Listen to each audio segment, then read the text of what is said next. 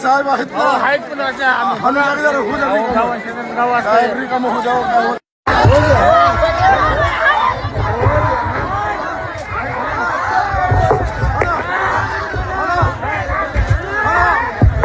Sir, आमच्या गावची Sony जवळ आहे. सोनी जवळा तालुका जिल्हा बीड.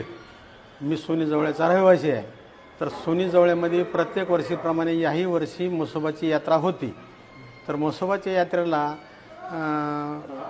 कुस्त्याचा कार्यक्रम झाल्यावर संध्याकाळी ह्याचा तमाशाचा कार्यक्रम असतो. दरवर्षीप्रमाणे तमाशाचा कार्यक्रम असतो. त्या तमाशाच्या कार्यक्रमामध्ये तमाशा चालू असताना माझा पुतण्या, चुलत भावाचा मुलगा, तो माणसं हटवायला गेला. स्टेजच्या समोर माणसं हटवायला गेला आणि त्यांनी माणसं हटवत असताना काही ह्याच्यामध्ये की तिथल्याच लोकांनी त्याला धक्काबुक्की केली. धक्काबुक्की केल्याच्या नंतर कोणी पोरं घरी पळत गेले आणि त्यांनी तिथून माणसं आणले त्यांच्या घरून. ते माणसं जे आले ते हातामध्ये काट्या आणि दांडके घेऊनच आले आणि त्याच्यावर काही विचार न करता पुतण्या माझा स्टेजवर चढला आणि स्टेजवर ही 10 ते 15, 10-12 माणसं वरी जाऊन त्या पुतण्याला बेदम मारलं. एवढं मारलं की डोक्याला टाके पडलेत आणि पाठीवरती भयंकर ओळ आहेत.